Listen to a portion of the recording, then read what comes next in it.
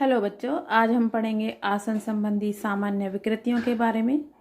तो अनुचित आसन क्या है और अनुचित आसन के कारण क्या हैं। वैसे तो अनुचित या दोष युक्त आसन के अनेक कारण होते हैं, लेकिन गुरुत्वाकर्षण भी एक प्रमुख कारक है। जब भी हम बैठते हैं, लेटते हैं, खड़े होते हैं, दौड़ते हैं या कोई भी काम करते हैं तो गुरुत्वाकर्षण शक्ति हमेशा हमारे शरीर पर लागू रहती है। ऐसे में यदि हम इस शक्ति का प्रतिरोध करने में असफल रहते हैं तो हमारा शरीर गुरुत्वाकर्षण शक्ति के अनुसार ही ढल जाता है। तो अनुचित आसन के कारणों को दो भागों में विभाजित किया जा सकता है: अर्जित रोग के अथवा किसी दुर्घटना के कारण, जन्मजात या आनुवंशिक कारण। तो अनुचित आसन के कई और भी कारण हैं जिनके बारे में हम आगे पढ़ेंगे, जैसे कि चोट। कई बार चोट लगने के लिए कारण कोई ऐसी अस्थि, तंतु या पेशी क्षतिग्रस्त या कमज़ोर पड़ जाती है जो शरीर के संतुलन को बनाए रखने में अहम भूमिका निभाती है। ऐसी स्थिति में शरीर का उचित आसन बनाए रखना कठिन हो जाता है। कई बार चोट ठीक हो जाने के बाद भी चोटिल अवस्था के दौरान बना गलत आसन एक आदत में परिवर्तित हो जाता है और यह दोष लंबे समय तक बना रहता है। दूसरा कारण है बीमारी। कई लोगों में अनुचित आसन का एक प्रमुख कारण कोई ऐसी बीमारी होती है जो मांसपेशियों व अस्थियों को कमज़ोर बना देती है, जैसे कि पोलियो तथा सूखा रोग। इन रोगों के कारण मेरुदंड की कोशिकाएं नष्ट अथवा कमज़ोर पड़ जाती हैं तथा अस्थियां भी कमज़ोर होकर विकृत रूप धारण कर लेती हैं। ऐसे में शरीर का बैलेंस बिगड़ने लगता है और आसन संबंधी विकृतियां पैदा होने लगती हैं। आगे जानते हैं आदत।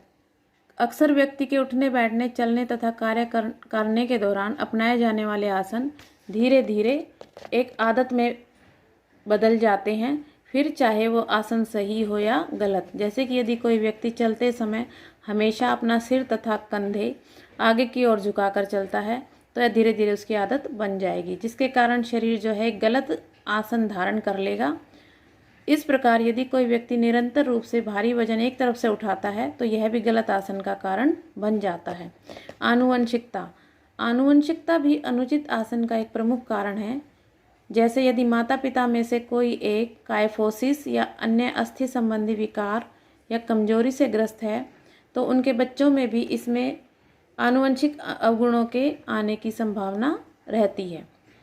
अनुचित परिधान। व्यक्ति के द्वारा पहने जाने वाले कपड़े तथा जूते भी उसके आसन को काफ़ी हद तक प्रभावित करते हैं।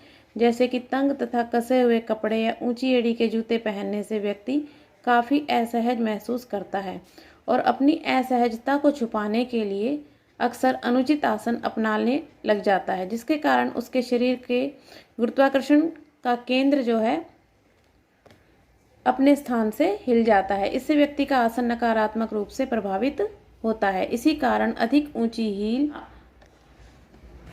लो वेस्ट जीन्स पहनने वाली महिलाओं में अनुचित आसन की संभावना सबसे अधिक पाई जाती है। अधिक भार भी इसका एक कारण है। पीठ तथा कंधों पर नियमित रूप से बोझ ढोने से स्पाइन कोड तथा कंधों के आकार में विकृति आने लगती है और व्यक्ति काइफोसिस और स्कोलियोसिस की समस्या से ग्रस्त हो जाता है। यही कारण है कि स्कूल बैग जो है अधिक भार वाले अपने कंधों पर ढोने वाले छात्रों में अनुचित आसन की समस्या पाई जाती है। व्यायाम की कमी भी एक इसका कारण है, जिसके कारण शरीर की लचक और तालमेल संबंधी योग्यताओं में कमी आने लगती है और शरीर का आसन बिगड़ने लगता है। जागरूकता की कमी। अक्सर लोगों में आसन के प्रति जागरूकता की कमी भी इसका एक कारण होती है। जब ऐसे में लोग दोषपूर्ण और गलत आसन को निरंतर बनाए रखते हैं और यह धीरे धीरे उनकी स्थायी आदत में बदल जाता है और जीवन शैली का एक अंग बन जाता है। मोटापा या अधिक शारीरिक भार भी अनुचित आसन का एक कारण है।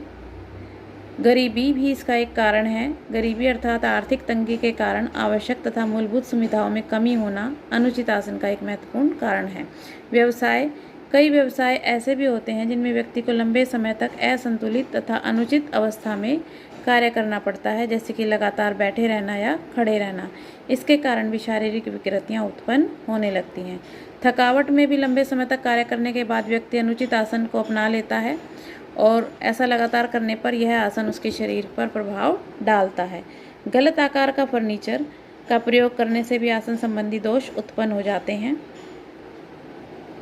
इसीलिए बच्चों के जो डेस्क हैं उनकी लंबाई के अनुरूप होने चाहिए ताकि उनके बैठने के बाद पैर जो हैं ज़मीन पर टिके रहें। नकल, कई बार बच्चे जो हैं किसी अन्य व्यक्ति की चाल ढाल की नकल करते हैं, जिसके चलते वह अपना प्राकृतिक आसन भूल जाते हैं और उसी आसन को अपना लेते हैं, जिसके कारण उनका आसन दोष मुक्त हो जाता है। इसके अलावा और भी बहुत से कारण हैं, जैसे अनुचित दिनचर्या, अधिक मानसिक कार्य, लंबी अवधि तक एक ही स्थिति में बैठना या खड़े होना, अनुचित आसन के ये विभिन्न कारण हैं। आशा करती हूँ बच्चों आपको समझ में आ गए होंगे अनुचित आसन के कारण। अगली वीडियो में हम आसन संबंधी सामान्य विकृतियों के बारे में बात करेंगे। तब तक के लिए धन्यवाद।